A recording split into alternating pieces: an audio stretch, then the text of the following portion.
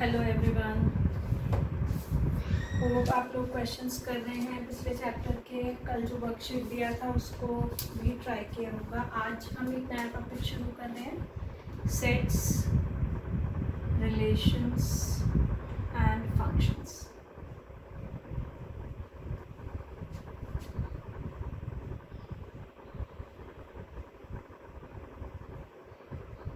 ये भी बहुत इम्पोर्टेंट टॉपिक है। अराउंड 5 क्वेश्चंस आपको इस टॉपिक से मिलेंगे। ठीक है, देखिए जब सेट की बात आती है तो सबसे पहला पॉइंट आपके दिमाग में क्या आएगा? जो अभी तक पढ़ रहे थे, आपकी सेट है तो एक कर्ली ब्रैकेट के अंदर जब हम एलिमेंट्स को डालते हैं, आप बोलते हो नेचुरल नंबर्स का सेट है। जब यूनिवर्सल सेट्स की बात करते हो, ठीक, ये तो रैंडम सेट्स हो गए कि मैंने कहा कि एक सेट के अंदर मैंने आपको 1 2 3 4 5 ऐसे करके एलिमेंट्स डाल के दे दिए, या और एक सेट बना लिया जिसमें अल्फ़ाबेट्स डाल दिए या कुछ अल्फ़ाबेट्स और नंबर, रैंडम कोई भी सेट, राइट। ये एक नॉर्मल आपका सेट का रिप्रेजेंटेशन। हम कहते हैं कि कर्ली ब्रैकेट के अंदर जब आप एलिमेंट्स डालते हो दैट इज कॉल्ड सेट। ये पढ़ रहे थे ना। यूनिवर्सल सेट्स की अगर बात करोगे तो आप जितने भी सेट्स हैं, नेचुरल नंबर का सेट, होल नंबर्स का set, integers, rational numbers, irrational, all are universal sets. जितने भी यूनिवर्सल सेट्स हैं आपके, वो सब इनफाइनाइट सेट्स हैं। ठीक, इनफाइनाइट और फाइनाइट सेट की अगर बात करूंगी तो इनफाइनाइट सेट्स आप क्या बोलते हो? जिसके अंदर नंबर ऑफ एलिमेंट्स इनफाइनाइट है, वो इनफाइनाइट सेट्स हो। ठीक, अब जो सेट का एग्जैक्ट डेफिनेशन आपके पास आएगा वो क्या है कि set is a well defined collection of object. देखो आप ये बोलते हो ये तो एक सेट दे दिया, चलो अगर इसको मैं कहूँ कि ये सेट है, हाँ अगर ये वेल डिफाइंड है तो ये सेट है, अदरवाइज ये सेट नहीं है।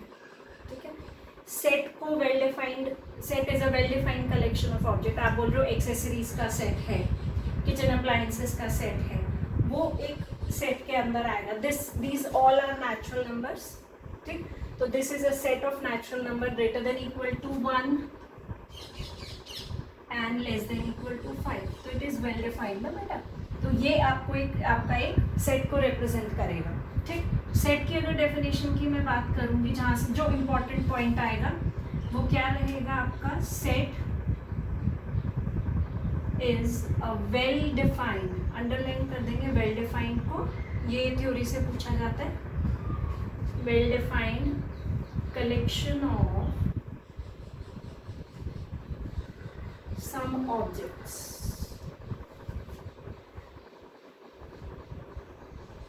It should be always well defined।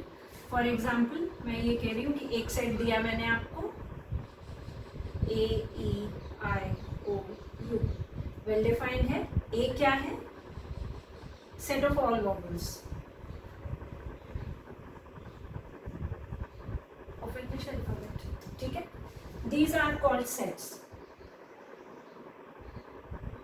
अब सेट को जो रिप्रेजेंट करने का तरीका है, देखो वो दो तरह से हो सकता है। एक तो मैंने आपका ये डाला और दूसरा मैंने ये वाला फॉर्मेट डाला। ये दोनों एक ही सेट को, अगर मैं इस सेट को ए बोल रही हूँ, ये भी ए ही है सेट।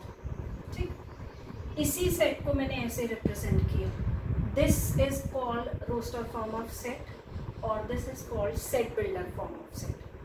ठीक है, चलिए जब आप एलिमेंट्स के फॉर्म में एज इट इज डालते हो तो वो रोस्टर फॉर्म आ जाएगा, और जब स्टेटमेंट के फॉर्म में डालोगे तो वो सेट बिल्डर फॉर्म आएगा। आप इसको नोट डाउन करिए, फिर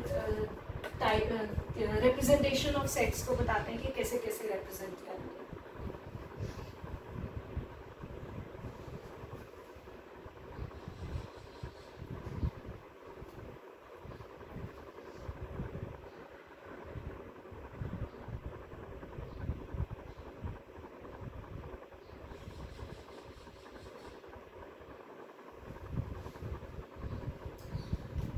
चलिए आज ये एग्जाम्पल एज इट इज छोड़ देते हैं, इससे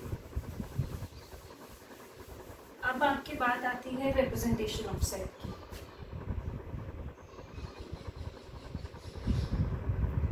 रिप्रेजेंटेशन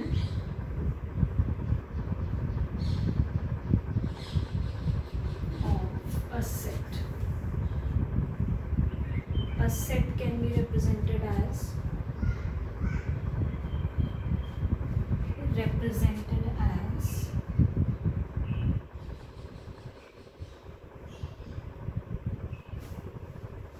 in two forms. इसके अंदर आपका फर्स्ट क्या आएगा, रोस्टर फॉर्म, और सेकंड क्या आ जाएगा हमारे पास, set builder form.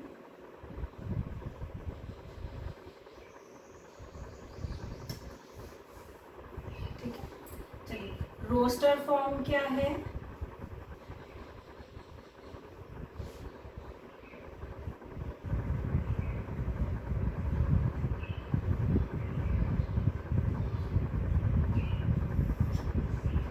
roster form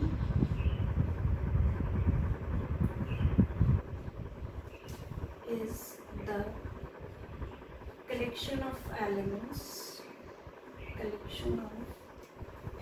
of set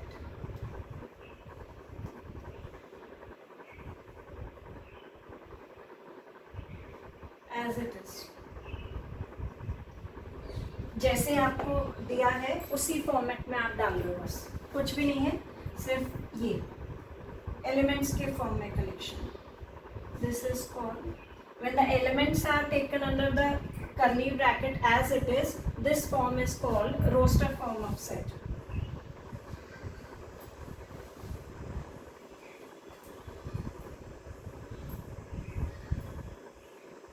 ठीक है, चलिए, और सेट बिल्डर फॉर्म आपका क्या आएगा,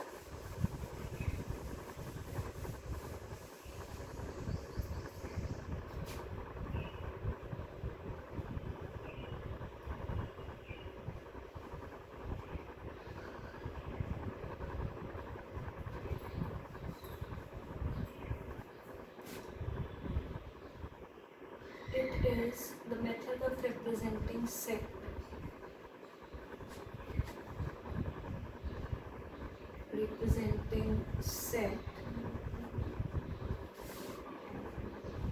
by a statement.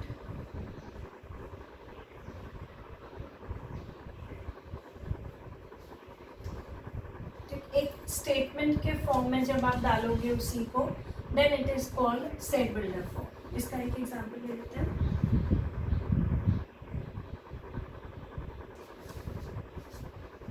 इसी एग्जांपल को कर लेते हैं, ऐसा करते हैं. ठीक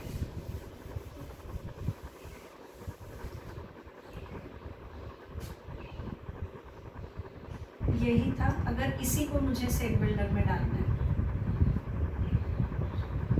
इसका सेट बिल्डर कैसे डालोगे, A is equal to x such that x belongs to n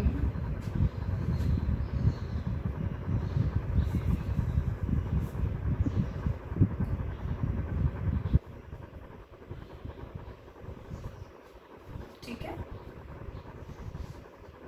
आपने क्या कहा, x एक जनरलाइज फॉर्म है जो इन सब एलिमेंट्स के लिए यूज होगा. जब आप ये कह रहे हो कि 5 एलिमेंट्स है, अगर मैं x की बात कर रही हूँ, this is x1 x2 x3 x4 x5. Values of x are the elements of set. ठीक, x सच दैट, सबसे पहला पॉइंट क्या डिफाइन करोगे कि ये कौन से नंबर्स हैं, कौन सा यूनिवर्सल सेट है. This is x belong to n. उसके बाद उसकी नेसेसरी कंडीशंस क्या आ रही है, नेचुरल नंबर्स तो हैं लेकिन 1 या उससे बड़े और 5 और उससे छोटे. This is called the set builder form, जहां आप एक जो स्टेटमेंट जो है उसको एक प्रॉपर्टी से बता रहे हो. ठीक है,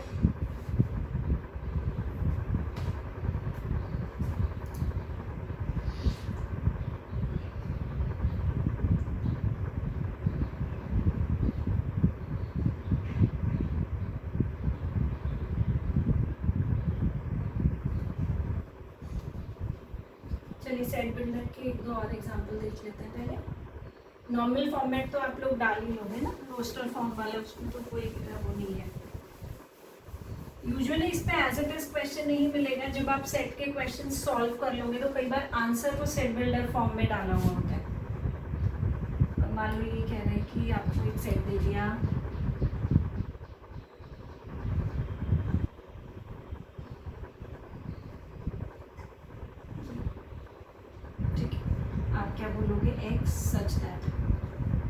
x is greater than equal to 0 less than equal to 7। ठीक है, अब ये सब होल नंबर्स के अंदर भी आएंगे, ठीक है, रैशनल में भी आ जाएंगे अगर अपॉन 1 करोगे। तो ये वाला प्रॉपर्टी जो आपका है ये ऑप्शनल है, आप इसको डालें या ना डालें, क्योंकि कई बार क्या होता है कि एलिमेंट्स जो है वो एक से ज़्यादा सेट में बिलोंग कर रहे होते हैं, तो वो ऑप्शंस में मैच नहीं करेगा आपका। तब उस केस में आप क्या करोगे, बस एक्स डाला सच दैट जो उसका नेसेसरी और सफिशिएंट कंडीशन है, कहाँ से कहाँ तक की वैल्यूज को सेट ले रहा है, सिर्फ उतना मेंशन कर देंगे। ठीक है, देखिए एक और एग्जांपल।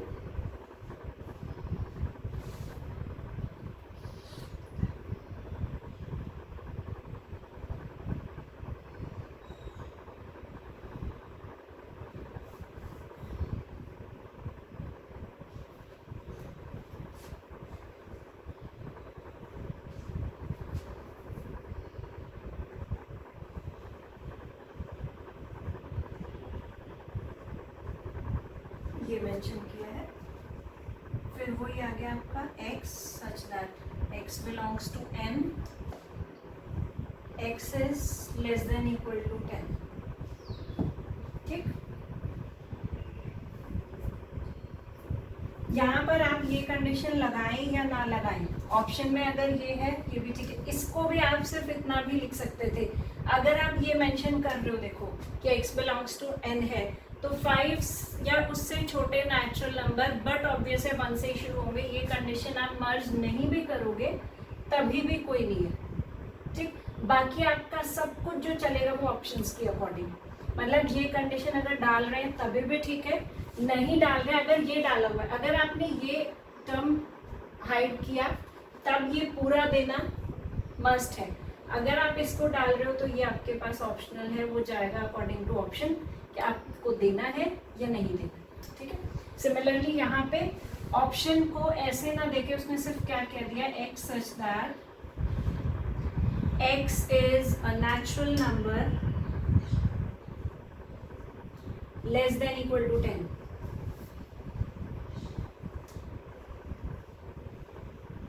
ठीक है, तो अगर स्टेटमेंट पूरा एज इट इज प्रॉपर्टी डाल रहा है ऑप्शन में तो उसके साथ भी जा सकते हो, कोई दिक्कत नहीं है। बस जो roster form sorry set builder form जो आपका है वो स्टेटमेंट के फॉर्म में आना चाहिए, एलिमेंट्स के फॉर्म में नहीं।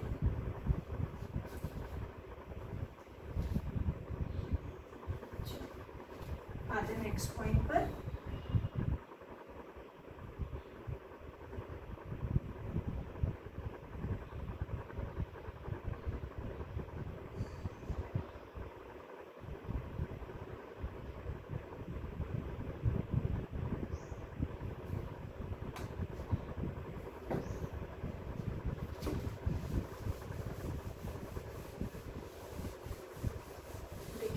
इसका नेक्स्ट पॉइंट हमारे पास आएगा वो है ऑर्डर ऑफ सेट और cardinal number of set.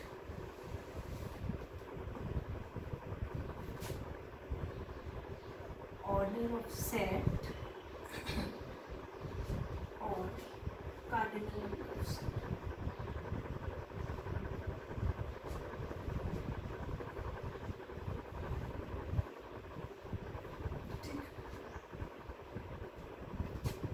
Total number of elements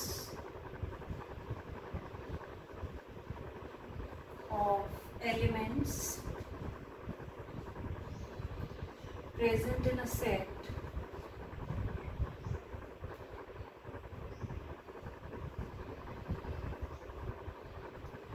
is known as its order or cardinal।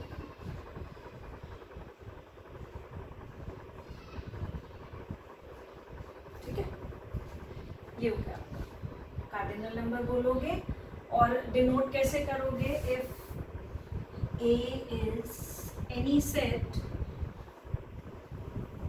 then its cardinal number is denoted by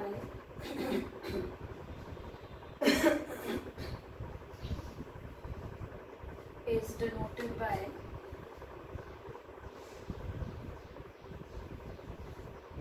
n और ब्रैकेट में a, ठीक है. This is representation for cardinal number.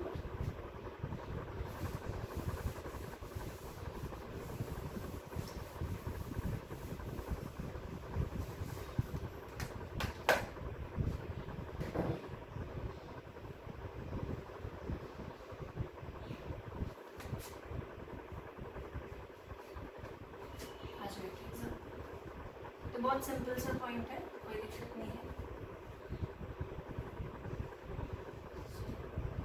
n of a is 1 2 3 4 5 इसका cardinal है. बस number of elements count करने हैं, ठीक है.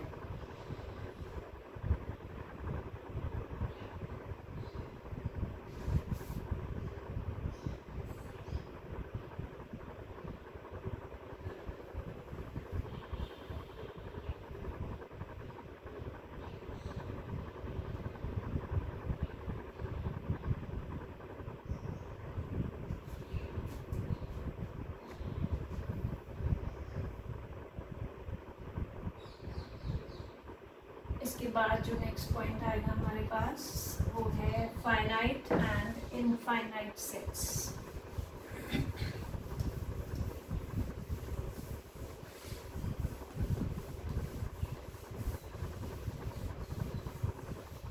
Finite and infinite set.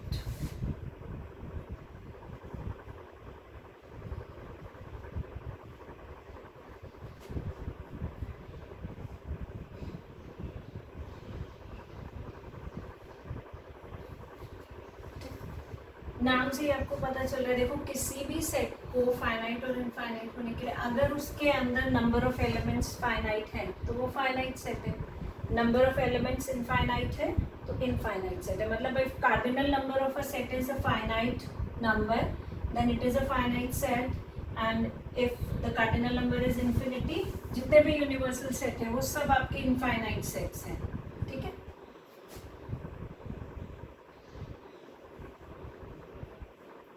If the number of elements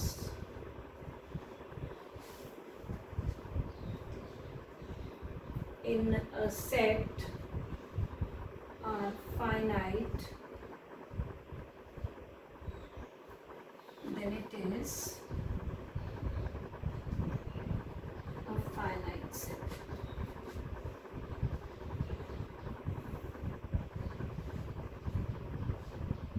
ठीक है. एग्जाम्पल क्या हो गया?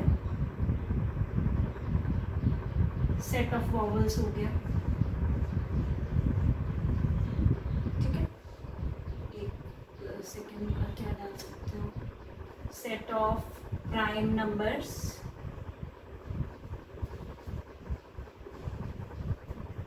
Less than 100. ये हो गया. ये सब प्राइम नंबर्स के एग्जाम्पल, सॉरी फाइनाइट सेट्स के एग्जाम्पल हो गए. फाइनाइट इनफाइनाइट सेट का अगर क्वेश्चन कभी आता है तो वो स्टेटमेंट के फॉर्म में ही डाले होंगे. एग्जैक्टली कर्ली ब्रैकेट बना के उसके अंदर एलिमेंट्स नहीं डालेगा कि आप काउंट करो और बता दो कि ये फाइनाइट सेट है या इनफाइनाइट, ठीक है. चलिए नेक्स्ट आ जाइए. इनफाइनाइट सेट्स, अगर नंबर ऑफ एलिमेंट्स फाइनाइट नहीं है, if number of elements in a set are not finite, then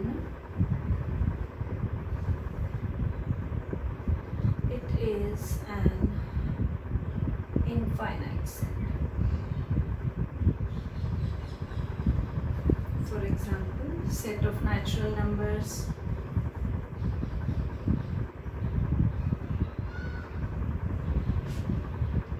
set of integers, set of whole numbers, जितने भी यूनिवर्सल सेट हैं आपके, ठीक है. Universal sets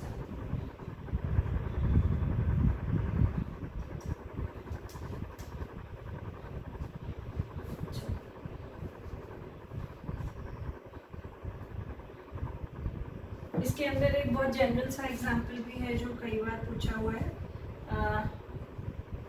number of lines in a plane. एक plane के अंदर अगर आप लाइंस की बात करोगे तो वो भी infinite number of lines draw कर सकते हो कोई भी गिवन प्लेन के अंदर, ठीक है। पॉइंट्स की बात करो तो वो भी एक इनफाइनाइट सेट होगा।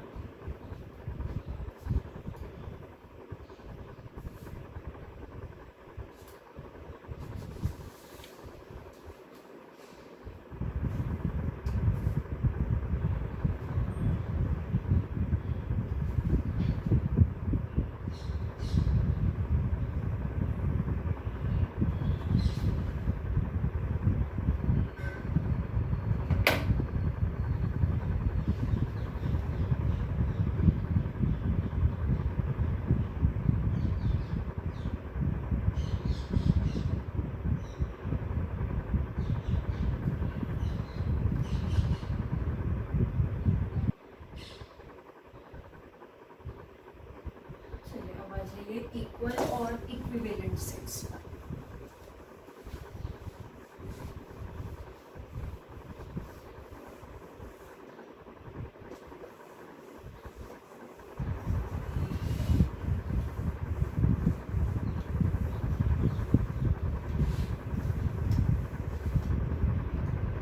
क्या है देखिए, इसके बाद जो आपका नेक्स्ट पॉइंट है वो है equal sets.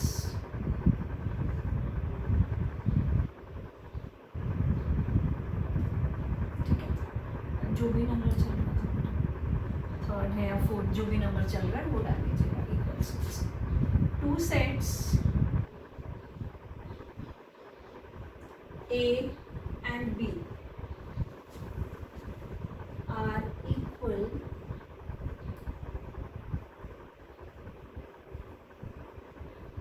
are said to be equal if all the elements of A are equal to elements of B.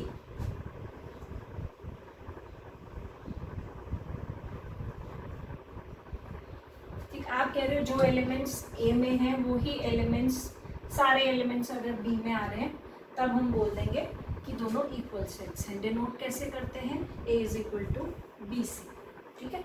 Example देखो। अच्छा, सेट के अंदर जो है आपका ऑर्डर मैटर नहीं करेगा, मतलब एलिमेंट्स अगर आप कह रहे हो, मैं कह रही हूँ कि इसमें 1 2 5 7 आया और जो B है उसमें मैंने 5 1 7 2 ये डाल दिया, तो ये ऑर्डर मैटर नहीं करेगा। आप देख रहे हो यहाँ पे 2 आ रहा है, यहाँ भी आ रहा है, 5 आ रहा है, एलिमेंट्स सेम है, then these are called equal sets, ठीक है, since all elements are same.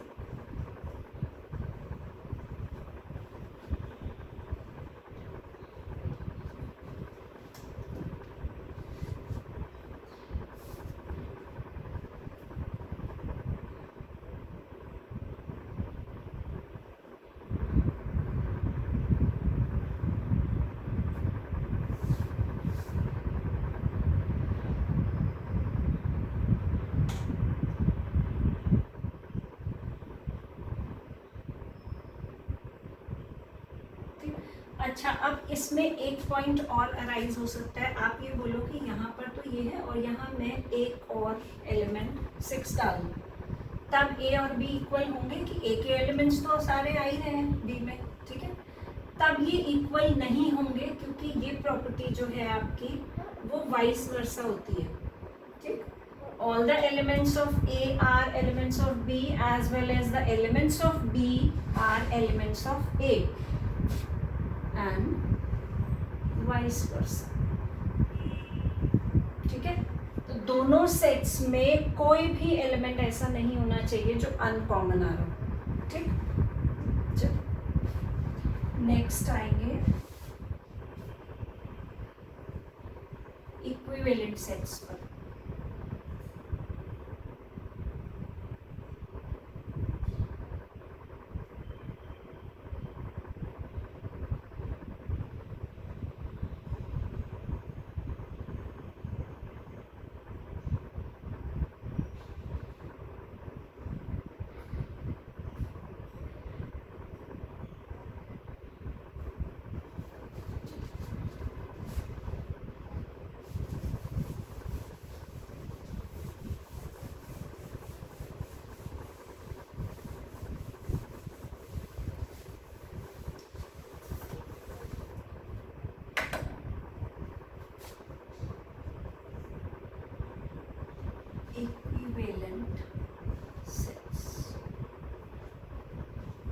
two sets A and B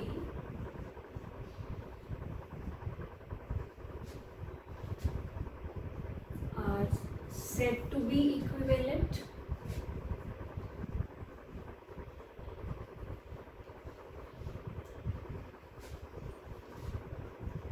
if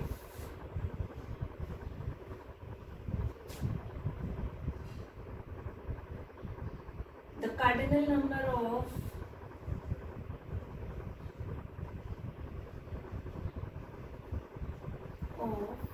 both the sets are equal.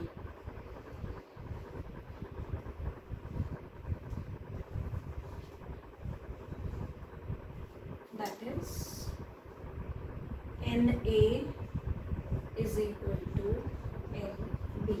मतलब दोनों सेट्स के अंदर नंबर ऑफ एलिमेंट्स सेम होने चाहिए.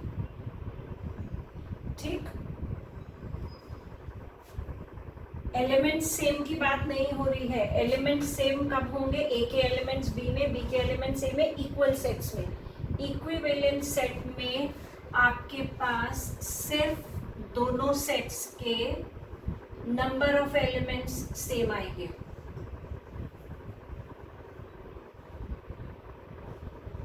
ये ठीक है, these are equivalent.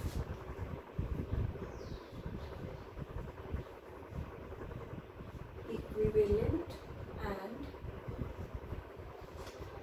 equivalent sets are denoted by, denote कैसे करेंगे? ये तो कंडीशन हो गया ना उसके लिए कि आप ये बोल रहे हो दोनों सेट्स में cardinal number should be same, और जो नोटेशन है वो कैसा है? एक ही ऐसे ये वाला साइन, एक स्ट्रेट लाइन जो इक्वालिटी की होती है, ये पहले भी आप लोग बनाते हो जो कॉन्ग्रुएंस ऑफ कॉन्ग्रुएंट ट्रायंगल्स में बनाते हैं ना, वो वाला.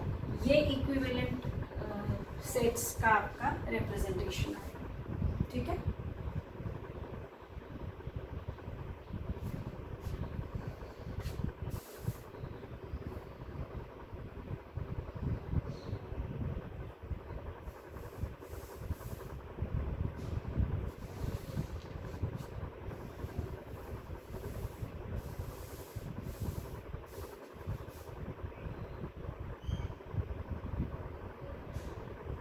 अब अगर इन दो सेट्स की ही बात करूं मैं, तो एक पॉइंट दोनों से मर्ज होके निकल के आता है.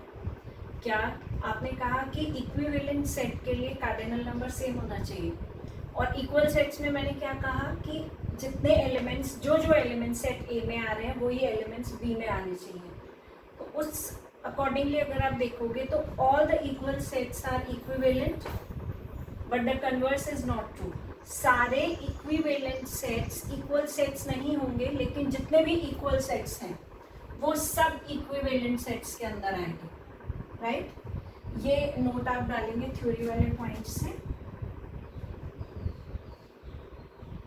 इसको इम्पोर्टेंट पॉइंट कर दीजिएगा. ऑल इक्वल सेट्स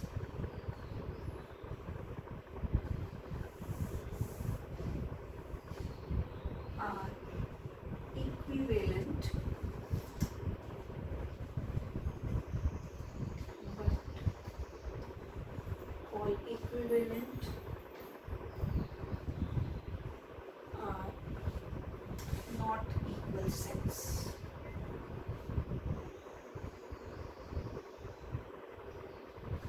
ठीक है,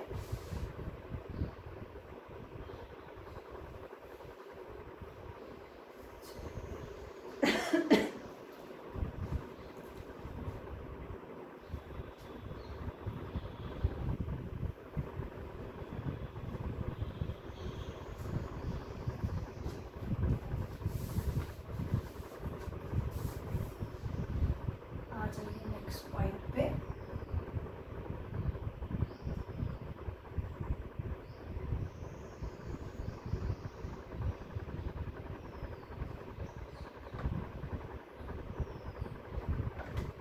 अब आपका जो आएगा नेक्स्ट पॉइंट वो है नल सेट और एम्प्टी सेट और वॉइड सेट भी बोलते हो इसको।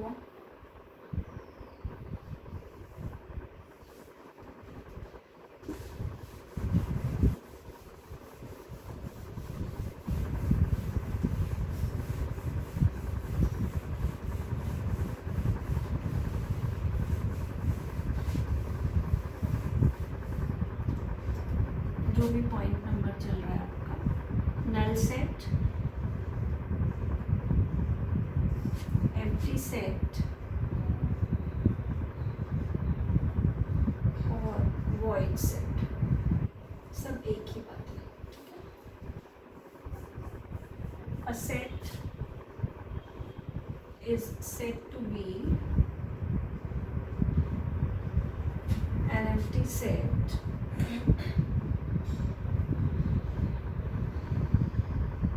if there is no element present in the set.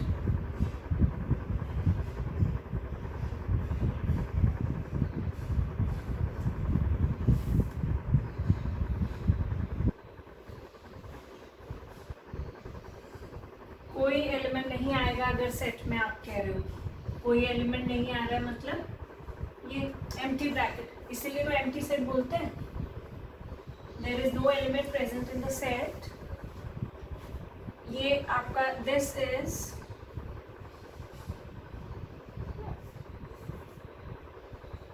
N empty set which is denoted by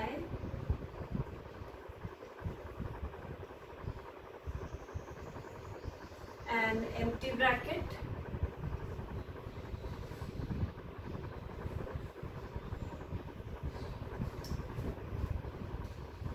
और जनरल नोटेशन इसके लिए जो यूज होगा, जो बहुत इम्पोर्टेंट है, जनरल नोटेशन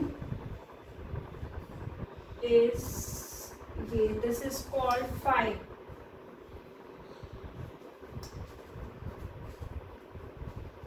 ठीक, ये फाई है, इसको एम्प्टी ब्रैकेट भी बोलते हो आप। और ये जो रिप्रेजेंटेशन है आपका, ये नल सेट का है, मतलब नल सेट जो है अगर आप उसकी बात कर रहे हैं तो उसके लिए हमारे पास या तो एक ये है या फिर ये जनरल नोटेशन जो होगा इन दो इसके नल सेट के। और ये आपका थ्योरी के लिए बहुत इम्पोर्टेंट है, थ्योरी पॉइंट ऑफ व्यू से ये पॉइंट इम्पॉर्टेंट है बहुत। नल सेट और सिंगलटन सेट इसके बाद जो आप करेंगे, इन दोनों में से एक का नोटेशन पूछा ही जाता है।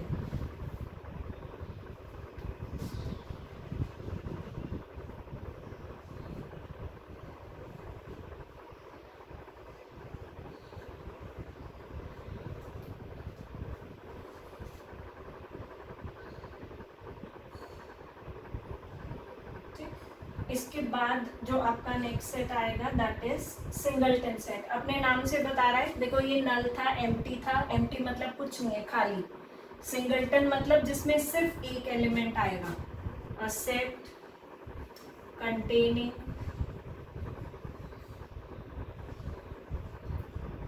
Only one element is known as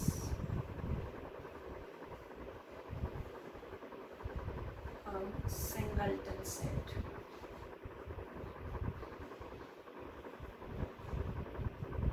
ठीक है, फॉर एग्जाम्पल हम क्या कह रहे हैं, कोई भी एक एग्जाम्पल की, ये सिंगलटन सेट है। इसके अगर जनरल नोटेशन की बात करेंगे आप,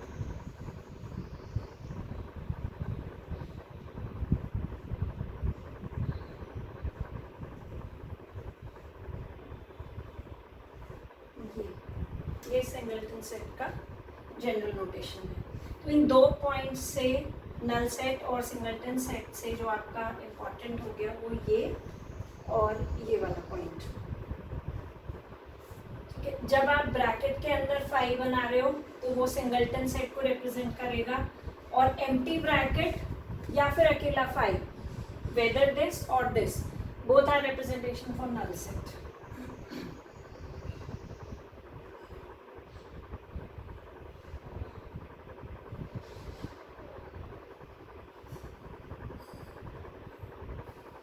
इन दो पॉइंट्स को साथ में एक बार लिख लेंगे।